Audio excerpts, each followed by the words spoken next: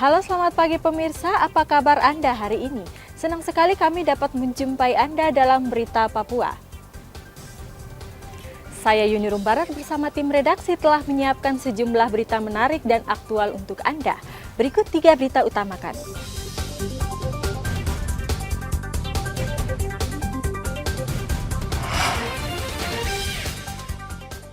Dipicu masalah perebutan lahan tambang emas, 2 kelompok warga bentrok di Kabupaten Mimika. Sebuah rumah dan alat berat dibakar massa. Bawaslu larang anak-anak dan ASN terlibat dalam seluruh tahapan pilkada. Bakal pasangan calon Bupati Puncak periksa kesehatan di Kabupaten Mimika karena RSUD tidak memadai.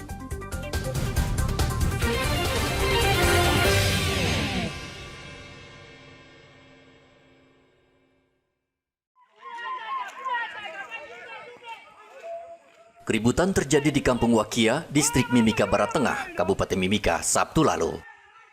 Sekelompok orang yang berasal dari Deyai dan Dogiai membakar rumah dan sejumlah alat berat. Keributan ini sempat viral di media sosial. Warga Deyai dan Dogiai diduga berusaha merebut areal tambang emas di Kampung Wakia. Kapolres Mimika AKBP Ikomang Budiarta membenarkan keributan dipicu soal kesalahpahaman antar ketiga kepala kampung. Kapolres menegaskan akan menutup tambang emas ilegal tersebut. Antara pembahasan tapal batas antara Kabupaten Mimika dan Deyai. Dari pemerintah juga kita sudah berkoordinasi juga akan diadakan pertemuan. Nah, tadi saya dengan Pak Bupati sudah menghadap Ibu Gubernur membahas itu. Kemungkinan nanti Ibu Gubernur balik baru akan 3 kabupaten akan melaksanakan musyawarah di Kota Mimika ini.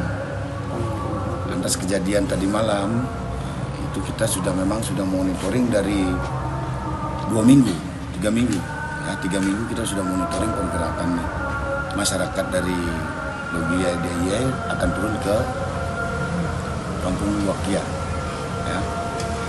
Mungkin rekan-rekan sudah beredar video-video kejadian tadi malam. Memang di situ ada permasalahan aktivitas tambang ilegal. 2 minggu yang lalu saya sudah perintahkan tambang itu tutup. Ya. Dan kami juga sudah sampaikan ke kepala suku, kepala kampung, toko di sana itu tutup.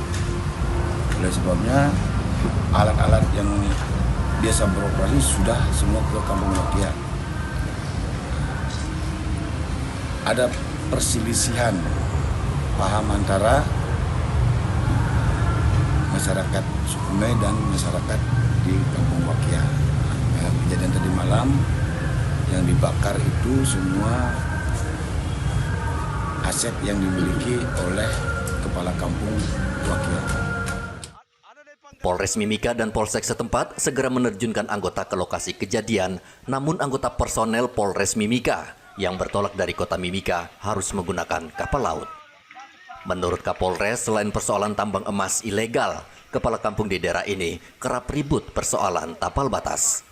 Polres Mimika berharap pemerintah segera turun tangan menyelesaikan persoalan tapal batas antara kabupaten agar konflik antar kampung tidak berlarut-larut. Dari Mimika, Papua Tengah, Igobat Momolin melaporkan.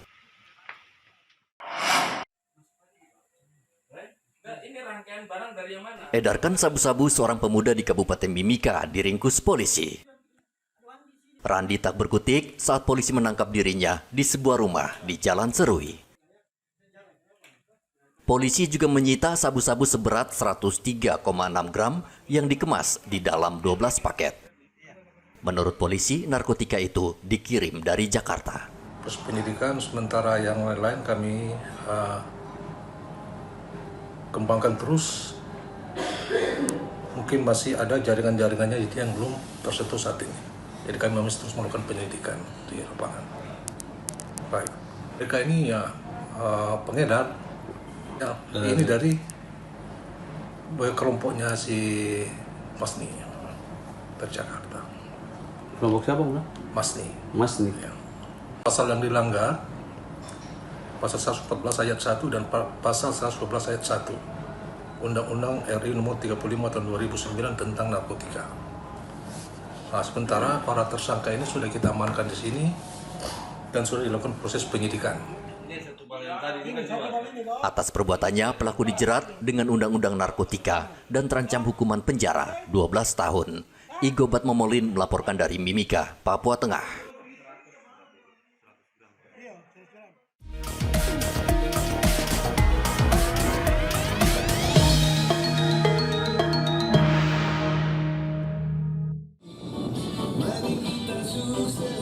Bawaslu Provinsi Papua Selatan mengingatkan semua tim sukses dan semua bakal paslon gubernur dan bupati agar tidak melibatkan anak-anak serta aparatur sipil negara dalam setiap tahapan pilkada.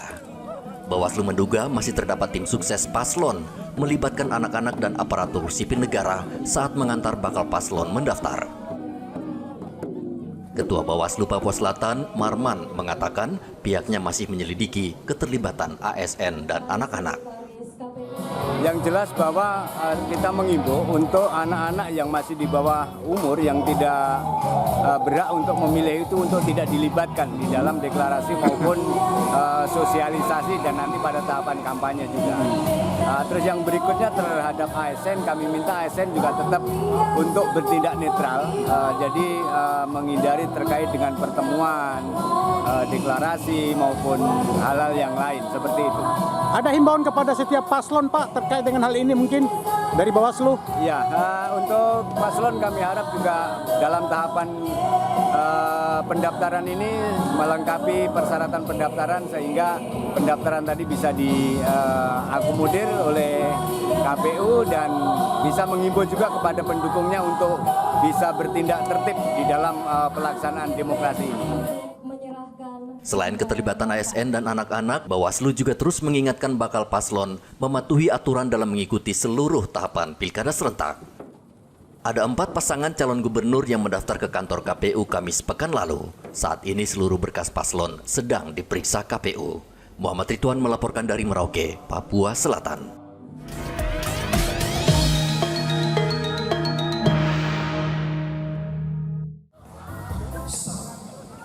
Komisi Pemilihan Umum Kabupaten Merauke resmi menerima 4 bakal pasangan calon bupati.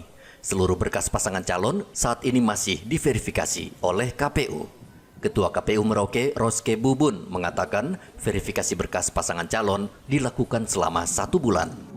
Kabupaten Merauke sendiri sesuai dengan proses pendaftaran yang telah dilakukan dari tanggal 27 sampai tanggal 29, kami telah menerima secara resmi pendaftaran dari 4 bakal pasangan calon. Yang pertama adalah Bapak Christian Gebse dan Bapak Kusmanto. Kemudian yang kedua adalah Bapak Martinus Guntur Oibutun dan Pak Prayogo. Kemudian pasangan yang ketiga ini adalah Bapak Yosef Gebse dan Ibu Fausuniaya. Kemudian dan keempat ini adalah Bapak Hendrikus Mause dan Bapak Haji Ridwan. Dan proses ini telah kami periksa kemarin, memeriksa seluruh dokumen kelengkapan persyaratan pencalonan dan dinyatakan lengkap dan benar. Dan kami telah memberikan tanda terima untuk 4 bakal pasangan calon ini. Maka selanjutnya 4 bakal pasangan calon ini memasuki tahapan selanjutnya yaitu pemeriksaan kesehatan dan juga nanti akan dilakukan verifikasi syarat calon yang akan dilakukan oleh tim yang dilibatkan oleh KPU, yaitu institusi-institusi atau lembaga-lembaga yang mengeluarkan dokumen-dokumen berkaitan dengan syarat calon untuk memastikan kembali kebenaran dan keabsahan dari masing-masing dokumen yang dikeluarkan oleh institusi-institusi tersebut. Pemeriksaan berkas pasangan calon juga melibatkan Bawaslu, sehingga jika terjadi pelanggaran hukum, seperti pemalsuan surat, akan langsung ditindak oleh Bawaslu dan kepolisian. Muhammad Ridwan melaporkan dari Merauke, Papua Selatan.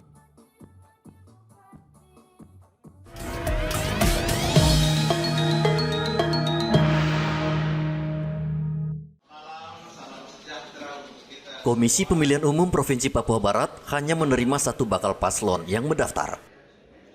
bakal calon gubernur Papua Barat Domingus Mandacan dan bakal calon wakil gubernur Muhammad Lakotani resmi mendaftar ke kantor KPU Papua Barat Kamis pekan lalu. Meski hanya satu bakal paslon yang mendaftar, masyarakat berharap siapapun pemimpin yang terpilih wajib memperbaiki sektor pendidikan, kesehatan, dan menuntaskan kemiskinan. Kita orang perempuan anak-anak yang mungkin sekolah, yang kuliah dorang, bisa mungkin dapat depan. Terus usaha juga mama untuk usaha macam jualan, jualan kecil pinang. Pokoknya kita bikin segala macam, gorengan, pisang goreng, tahu. Berarti harapannya mama untuk ke depan Manokwari lebih maju, mama, pembangunan lebih maju ya. Sementara itu, Polresta Manokwari mengerahkan 135 anggota untuk mengamankan kantor KPU Kabupaten selama tahapan pilkada. Pengerahan personel itu agar proses pendaftaran, pleno penetapan, dan kampanye nanti berjalan lancar. Polisi juga menjamin keamanan seluruh anggota dan staf KPU Manokwari, sehingga mereka bekerja tanpa ada tekanan atau intervensi pihak luar. Untuk sampai saat ini, dalam tahap pendaftaran, situasi di kantor KPU masih berjalan aman dan kondusif. Personel yang Polresta Manokwari kerahkan untuk mengamankan jalannya tahap pendaftaran di kantor KPU ini ada 100 personel, termasuk yang pengawalan untuk situasi relatif aman. Hanya mungkin masyarakat agak terganggu karena ada beberapa arus lalu yang kita alihkan. Sementara sampai nanti masa membubarkan diri baru sebagian akan kembali normal. Nah, berarti yang masuk ini harus penyelidikan keamanan pengamanan sendiri. Ya, kita untuk pengamanan kita bagi ring 1 itu gerbang KPU yang hanya boleh dimasuki dengan orang yang menggunakan ID card. Polisi mengimbau seluruh pendukung pasangan calon bupati dan wakil bupati tidak saling mencela, serta menaati seluruh aturan yang ditetapkan Bawaslu. Edi melaporkan dari Manokwari, Papua Barat.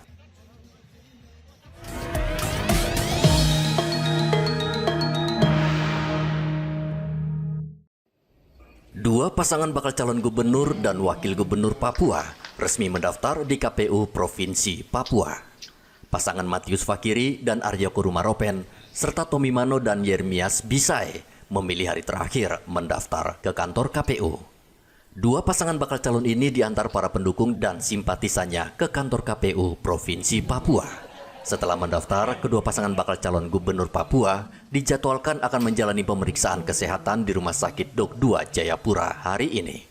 Kami sudah menerima pendaftaran dari dua pasang bakal calon gubernur dan wakil gubernur.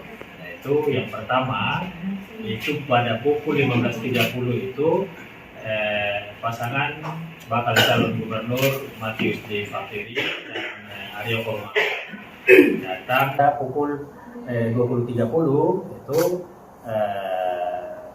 bakal calon gubernur Dr. Ben-Hur Tommy Mano dan pasangan bakal calon wakilnya Pak Yermias Bisai dengan timnya datang untuk melakukan pendaftaran. Pukul 00.00 itu tidak ada lagi yang mendaftar, maka kami anggap bahwa Provinsi Papua ini hanya dua pasangan calon yang akan maju di pilkada gubernur dan wakil gubernur tahun 2020. KPU Papua hanya menerima dua pasangan bakal calon kepala daerah.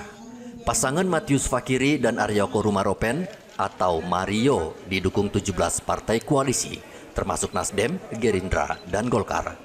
Pesaingnya pasangan Ben-Hur Tommy Mano dan Yermias Bisai atau yang dikenal dengan tagline BTM Yes diusung Partai Demokrasi Indonesia Perjuangan. Arthur melaporkan dari Kota Jayapura, Papua.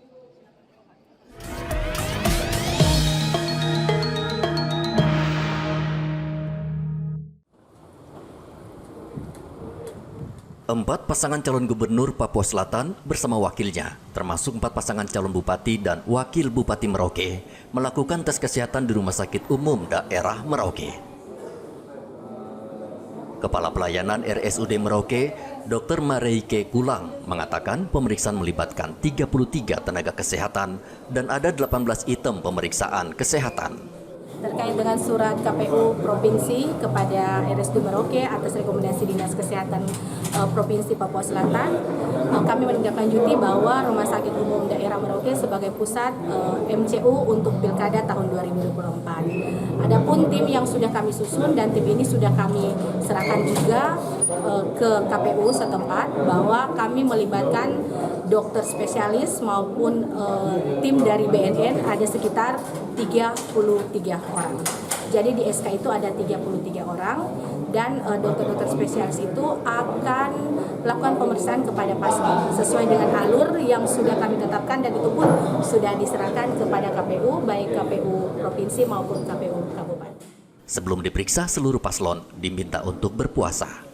Pengumuman hasil pemeriksaan kesehatan dan berkas para paslon akan dilakukan pada 4 September mendatang. Muhammad Ridwan melaporkan dari Merauke, Papua Selatan.